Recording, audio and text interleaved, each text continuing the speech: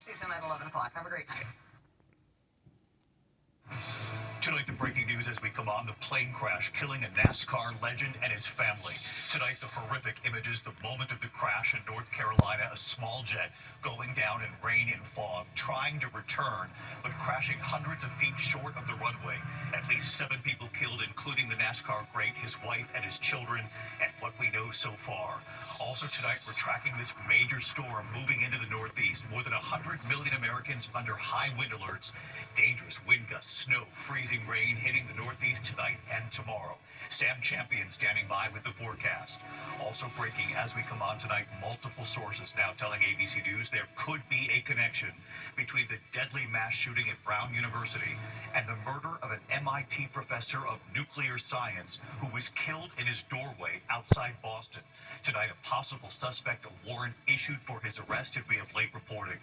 At the White House tonight, President Trump acknowledging health care premiums are about to skyrocket for more than 20 million Americans. Where is the plan from the White House or Congress before they go home for the holiday? Tonight, authorities say a teenager hired a gunman to kill his parents because he believed he would get an inheritance. The horror that played out in that family home. Tonight, new images showing an out-of-control car slamming into a hardware store. There's news tonight nearly 3 decades after the killing of 6-year-old JonBenet Ramsey.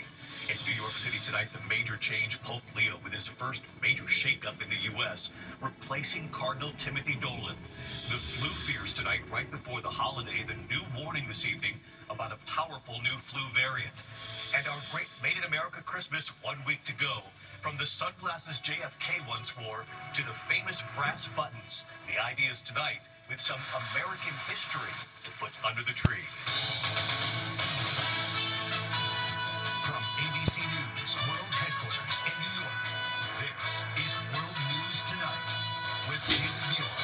Good evening. We begin tonight here with the breaking news, the horrific plane crash just a short time ago. NASCAR and loved ones now confirming that former NASCAR legend Greg Biffle and his family were killed in a fiery plane crash in Statesville, North Carolina.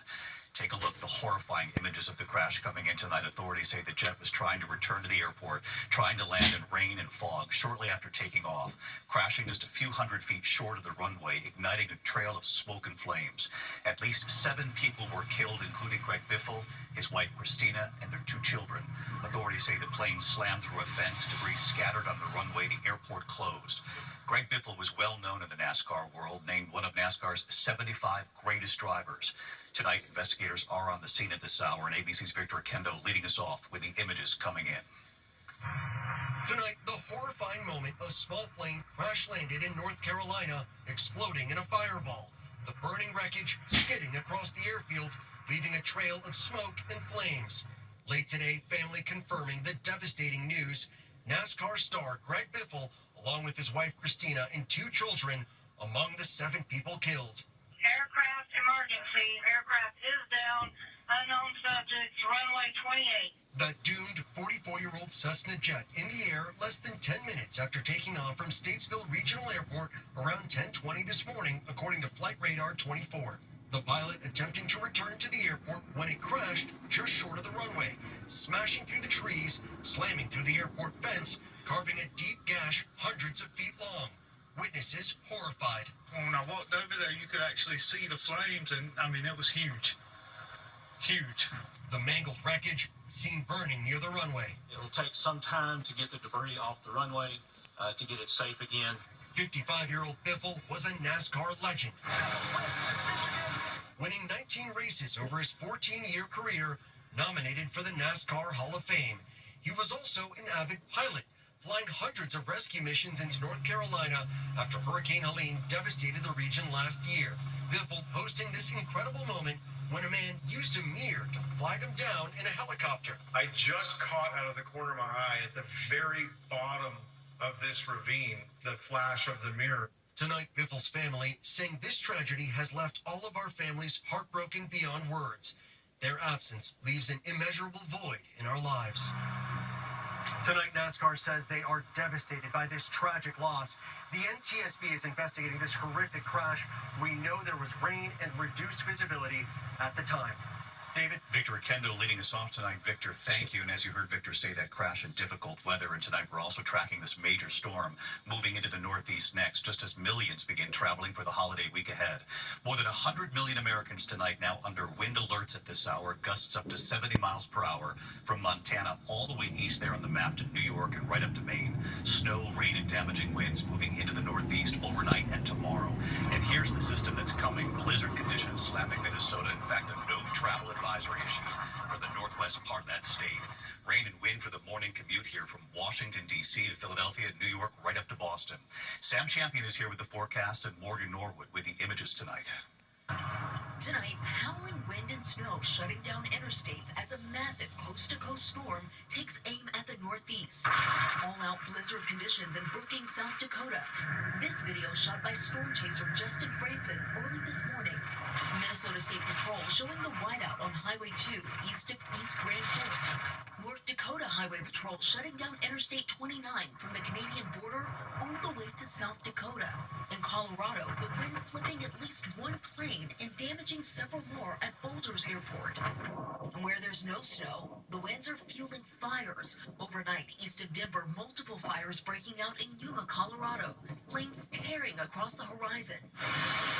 And back in South Dakota, this out-of-control fire in Rapid City. Crews scrambling to dig lines and attack the fire with hoses. A nearby television station reportedly forced to evacuate for a time. This same system taking down massive trees and knocked out power to hundreds of thousands in the Pacific Northwest. A new system moving in there, bringing more high winds and rain tonight. And David, here in New York, we're bracing for wind gusts that could top 50 miles an hour today and tomorrow, which, by the way, is expected to be the busiest travel day of the holiday season. David? No question about that, Morgan. Thank you. Let's get right to Sam Champion tracking it all tonight. Hi, Sam. Hey, David, it is a busy travel time again. They say records, and we've got two storms on the board. One in the middle of the country, one in the northwest. Look at the wind, rain, and snow involved with both of them. We'll go right to all the watches and warnings that are out across the country, and they really are coast to coast. More than 30 states are involved in some kind of wind watch, warning, or advisory. And look at those blizzard warnings that are in the Dakotas, into Minnesota as well. Watch this cold front. This is the biggest storm on the board, and it's working toward the New York and Washington and Philly and Boston area right in time for rush hour in the morning. Travel depends on some bad rain, but it also depends on the rough winds, and we'll have both of them in this system. Could be anywhere from a ½ inch to 2 inches of rain in this, some kickback snow and the cold winds that come along behind it, and those winds will be 40, 50, 60 miles per hour on the East Coast. Now look at the wind and snow that's back up to the northwest. This is another storm that will move across the coast in the next couple of days. David? Some rough weather for sure, but always great to have you, Sam. Thank you. There are breaking developments as we're on the air tonight. Sources telling ABC News they are now investigating a possible connection between the deadly mass shooting at Brown University and then 2 days later, the murder of an MIT professor of nuclear science killed at his doorway outside Boston. There is now a possible suspect and a warrant issued tonight for his arrest. Here's Matt Rivers on this again tonight. Tonight, in a stunning development, authorities now investigating a possible connection between the deadly mass shooting at Brown University and the killing of an MIT professor of nuclear science. Sources telling ABC News over the last 24 hours, detectives on both cases have been comparing notes, saying that they've discovered a potential link. Today, sources telling ABC News they have identified a possible suspect in connection with the Brown University shooting and have issued a warrant for their arrest. Police previously releasing images of this man, described as 5'8" with a stocky build, captured on surveillance, walking in the neighborhood near the location of Saturday's attack.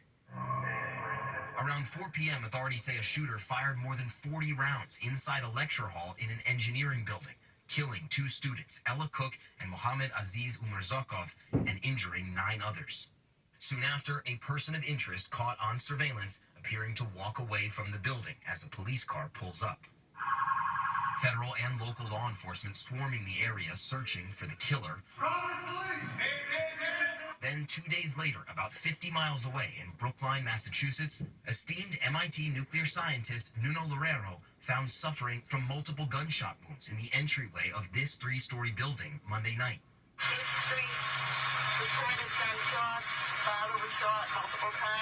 Loureiro, a husband and father of 3, died at the hospital the next morning. Fear gripping the neighborhood. I walk a lot, and I never was afraid. Now I have to think about before I go. David, authorities initially said that they did not believe that these two shootings were connected, but tonight this blockbuster development. But so far, investigators have not said what connection, if any, the suspect might have to either Brown or MIT. David? Matt Rivers on this again tonight for us. Matt, thank you. At the White House tonight, President Trump acknowledging healthcare premiums are about to skyrocket for more than 20 million Americans. The president was pressed. Where is the plan from the White House or Congress before they go home for the holiday? And there's news tonight. The White House now says the famed Kennedy Center has been renamed the Trump Kennedy Center. Mary Bruce at the White House. Tonight, President Trump making it clear he does not want to extend the expiring Affordable Care Act subsidies, which means in just 2 weeks, insurance premiums for millions of Americans will soar. More than 20 million Americans are now bracing for their premiums to skyrocket. Are you going to let this happen, or will you intervene? Yeah, they will skyrocket because it was never any good. Reporters pressing again, what will happen to those 20 million Americans who rely on the expiring subsidies? So do you want Congress to extend these ACA subsidies? Well, I'd like that to be able to do it. The president claims he somehow wants to bypass insurance companies to pay people directly, but he hasn't explained how or what this would mean for Americans' health care. And he has not released a health care plan of his own. During the campaign, he said he was working on one.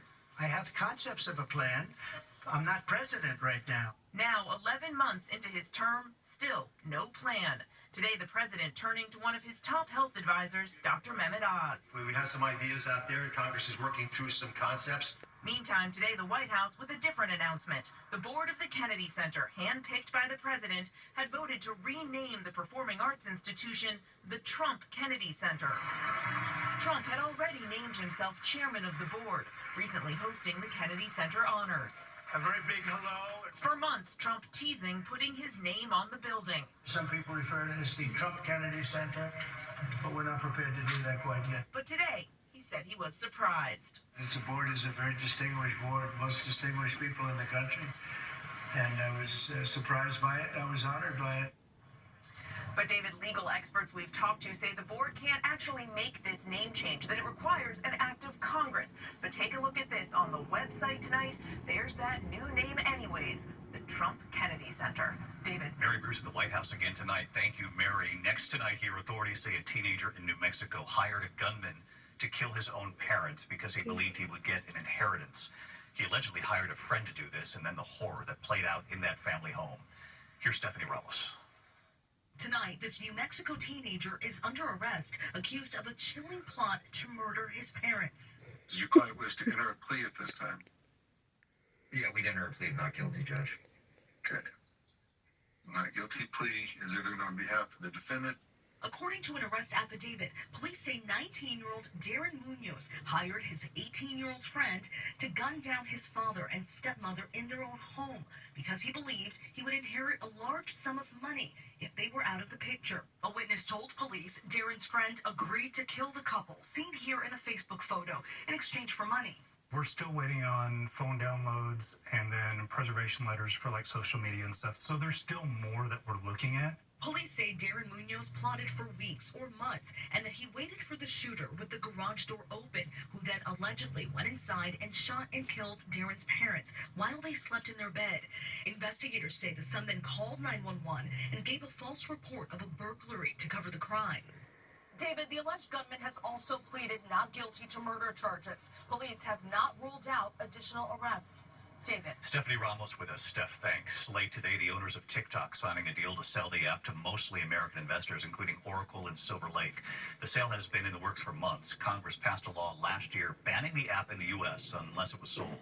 President Trump has postponed the ban through a series of executive orders. Tonight, President Trump signing an executive order easing federal restrictions on marijuana. The move paving the way for the FDA to study its possible medicinal benefits. Marijuana is currently in the same category as heroin, ecstasy, and LSD.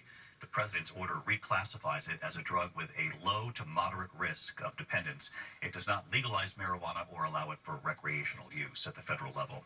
When we come back here tonight in New York City, the major shakeup tonight, Pope Leo with his first big move, replacing Cardinal Dolan. Also tonight, take a look, an out-of-control car slamming into a hardware store, a very close call for the people inside. There's also news tonight, nearly 3 decades after the killing of 6-year-old JonBenet Ramsey. In that case, we'll have it here. And our Made in America Christmas, 1 week to go. Tonight, some ideas with some real American history behind them. From the sunglasses JFK once wore to the famous brass buttons and cufflinks. A lot more news ahead tonight. Stay tuned. A close call for the people inside a hardware store in Redwood City, California, south of San Francisco. Take a look. A car smashing through the store's wall, nearly hitting the employees by the checkout. The car igniting a fire that quickly spread. No one was hurt. Officials believe the driver confused the brake with the gas pedal. Nearly 29 years after the death of 6-year-old JonBenet Ramsey, Boulder, Colorado police say they're now considering new evidence in the case.